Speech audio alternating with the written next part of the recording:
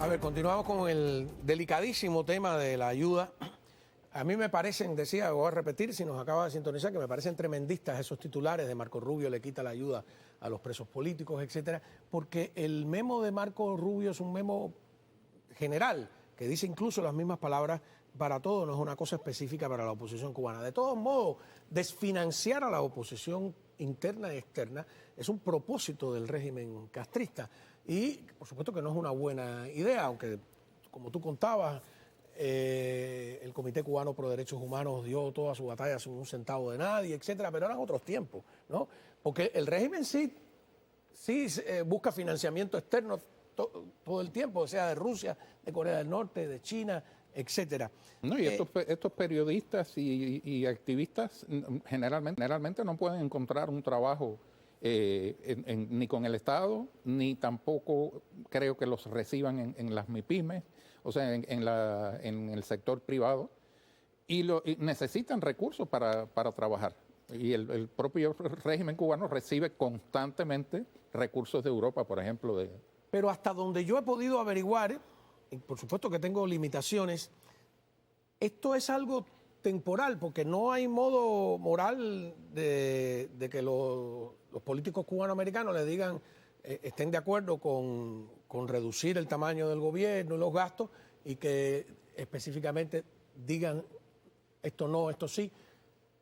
Primero porque el presidente, le recuerdo nuevamente, no puede vetar o aprobar algo específico de una cláusula. Ley. Tiene que ser general.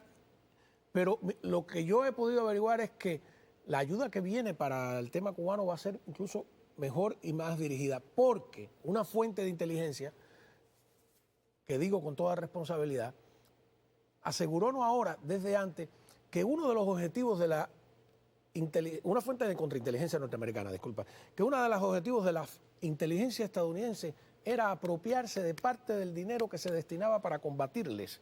Y para eso ha usado un montón de argucias y de personajes que habría que revisar. Entonces, a mí me parece sano que se revise.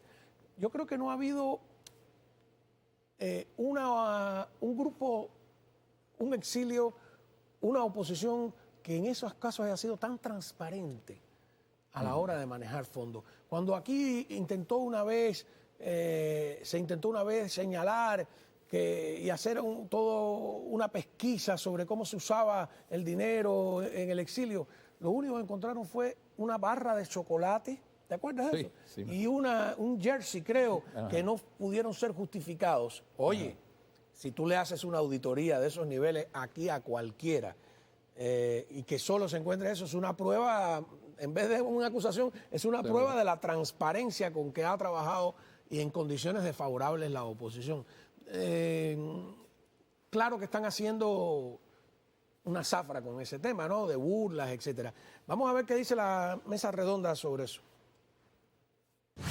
Y, por ejemplo, la temática que han utilizado las agendas de investigación que tiene la USAID con relación a Cuba es, bueno, ya están en la cuestión racial, un tema que ellos trabajan de una priorizadamente, proponen hacer programas y proyectos.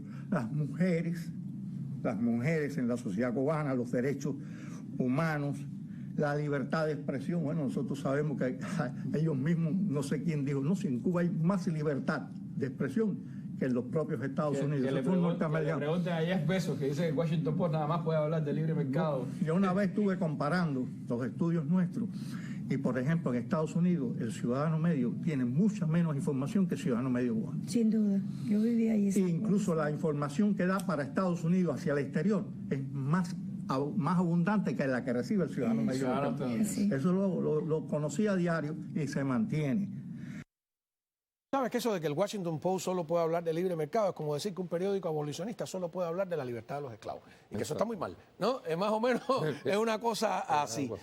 Otra cosa que se maneja es que la USAID, que el gobierno de Cuba puede haber, a través de subterfugios también, recibido dinero de la USAID, como lo han recibido muchísimos enemigos de Estados Unidos. Mauricio Claver Carone me denunció a mí en una entrevista cómo se cómo China utilizaba los recursos norteamericanos, ya fueran del Banco Interamericano de Desarrollo como de otros organismos, para hacer antinorteamericanismo, ¿no? Y les parece muy divertido a ellos, ¿no? Hago dinero con la plata de mi enemigo. Entonces, eso es lo que está en juego. No es que se ha puesto en duda el trabajo de la oposición ni nada por el estilo. Me parece que... No, eventualmente yo creo que tendrán que revisarlo porque no se puede, como tú decías, no se puede desfinanciar a gente que se ha sacrificado, que se sacrifican todos los días, porque todos los días están en peligro de ir presos, en peligro hasta de muerte. Este mes pasado murió esta muchacha, Yolacey Oviedo, creo que se llama, en la prisión por falta de atención médica.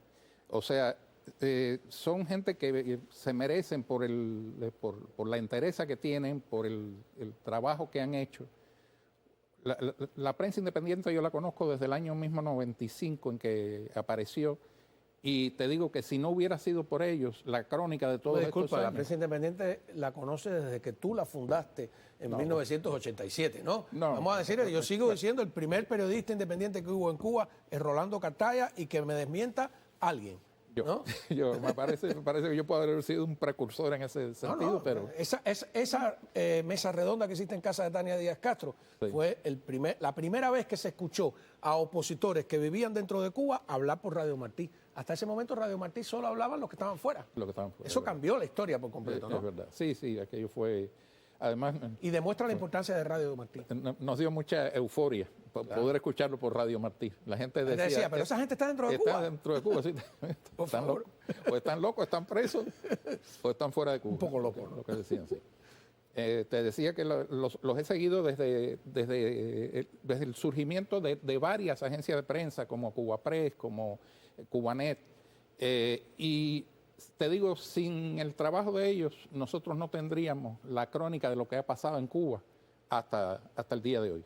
Porque una cosa es lo que sale en el noticiero. Ya la gente dice, bueno, donde único la gente come es en el noticiero. No, todo lo demás, lo que pasó durante el periodo especial, lo que está pasando ahora, son ellos los que lo han dado a conocer fuera de Cuba, e incluso para los cubanos. Hay una foto de la joven que acabas de mencionar que murió en la cárcel, ¿no? Cuéntanos un poco más, porque no sabemos de esas cosas. ¿Ella está prisionera del 11 de julio? Sí, del 11J, sí. Prisionera del 11J. ¿Y qué le pasó? Murió le dio como una reacción alérgica o algo así, que tenía como una inflamación y no la atendieron a tiempo y murió. Y por cierto, este mes pasado murieron además 5 reclusos comunes. Algunos por desnutrición, otros por esta misma situación de... ¿Eso está en el informe de febrero? Sí, está en el informe de febrero. Ahora, volviendo a este difícil tema, yo creo que estamos viviendo tiempos de cambio, para usar el nombre de la famosa novela que era de Cofiño, ¿no? No me acuerdo quién. Y es muy difícil cuando estás montado en la ola de esos cambios, y además en menos de 2 meses, o sea, Trump todos los días, hoy seguía firmando órdenes ejecutivas, hablando en la oficina oval. Así que no se entusiasmen mucho los castristas y los procastristas que hay aquí en Miami, que la fiesta no va a durar. Yo estoy seguro, ¿con qué autoridad habla Cao? Con la de observar durante tantos años cómo funcionan los mecanismos tanto del régimen castrista como de la política norteamericana, aunque las reglas estén cambiando. Por cierto, también confiamos en los congresistas cubanoamericanos. Claro. A través de los años ha habido amenazas de corte del presupuesto para la democracia en Cuba, y al final los congresistas cubanoamericanos han resuelto ese problema. Y no es un modo de vida, como quiere decir el rey. ¿Te acuerdas que lo que decían a Bofil, que estaba en eso para vivir de eso? No me consta que están porque ¿quién no ama la libertad, por favor? ¿No? Solo los que tienen un espíritu de esclavos, ¿no? Y por lo menos en nuestro caso no es esa la situación.